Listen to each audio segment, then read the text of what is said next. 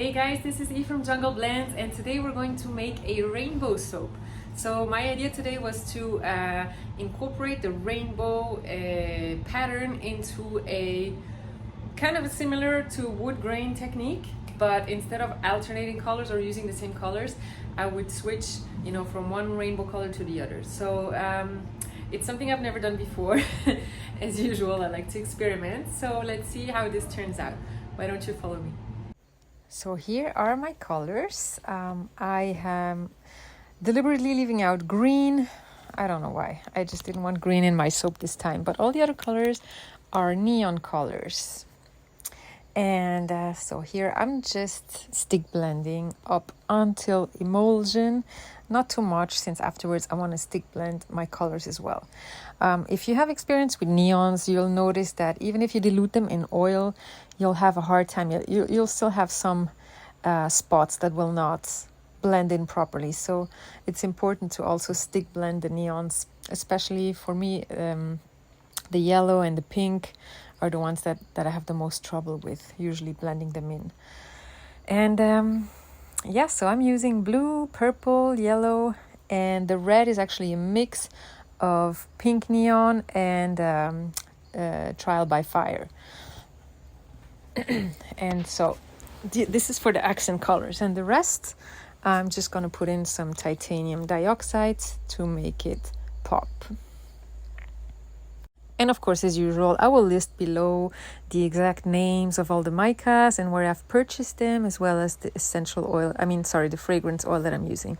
I'm using Mysore Sandalwood. Again, one of my favorites, especially since it behaves super, super well for any designs that I want to make. So here I'm just blending in my colors. And thankfully nothing happened to the batter. It didn't really thicken up on me so much, and that's great, because for the design I want to do today, I really needed to stay fluid until the end, otherwise it will be messed up. And so the idea that I had was to use one pitcher. I would put some white batter in it and just a tiny bit of colored batter, and then just go back and forth like this until I've used up all the colors, and see how it turns out.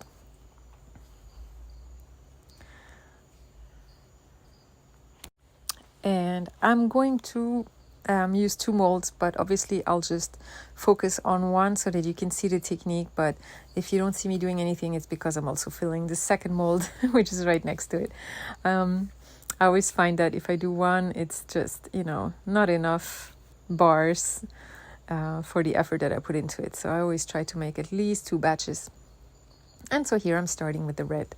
So I don't know if you saw me pouring this in, but I put in some white batter first and then a little bit of the red. And here I'm just going back and forth, and you see the white is already mixing in with the red. And as soon as I have no more red left, I'll switch to the following color. And I saw someone else do this on YouTube, slightly different and with a different, with a different base color. I believe it was black, and it turned out beautifully. I'm not expecting mine to look like this, but I thought it was an interesting technique and I really wanted to try it. So here I moved on to the second color, which is orange. And this orange, I wish I had a neon orange. This is not, I believe it's not a neon orange. At least it's not popping as much I would like it to, even when I put it into gel. So I think I'm gonna have to look for a more, for a brighter one. But this yellow, oh my God, people, this yellow sure is definitely a neon, neon yellow.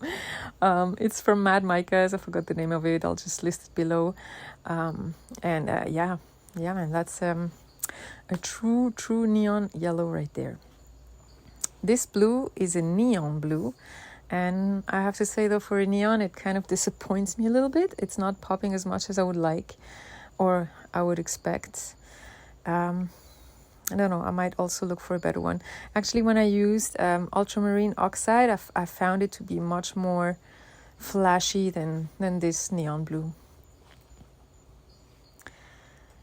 And the last one is Grape Ape from Mad Micas.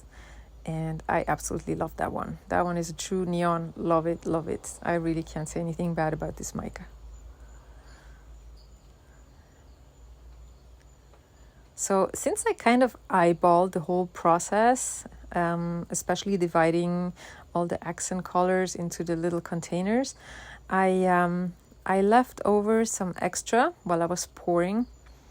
I should have just poured the whole thing, but I didn't. I left some left over. I don't know why. I was afraid that maybe I would, have too big layers, and so I didn't exactly end up the way I wanted to end up at the top.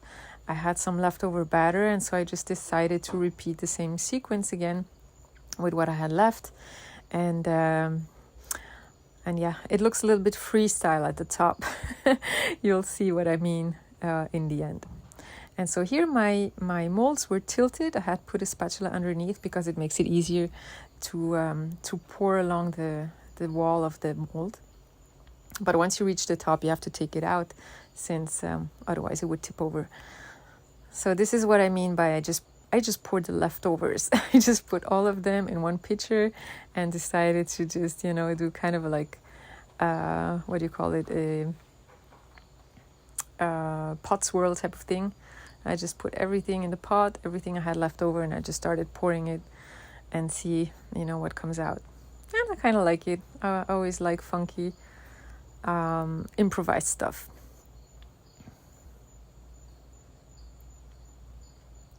And also, I thought it was quite funny that the main pour is exactly the same in both molds, but the tops are completely different. And I even swirled them very differently. I'll show you in a second.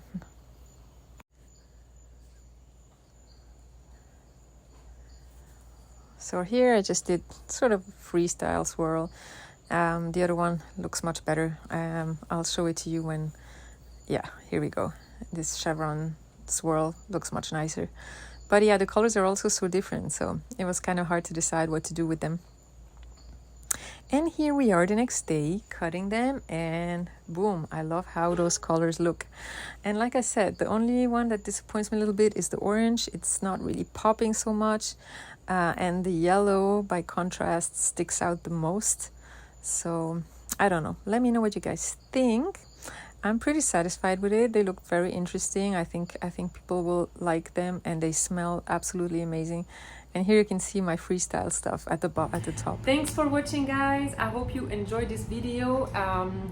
Here is one of the pieces that I cut, and I have to say I'm pretty pleased with the result. If I could do something a little bit different next time, I would probably make more of the orange and a bit less of the yellow. The yellow really came out super bright. It's right here actually.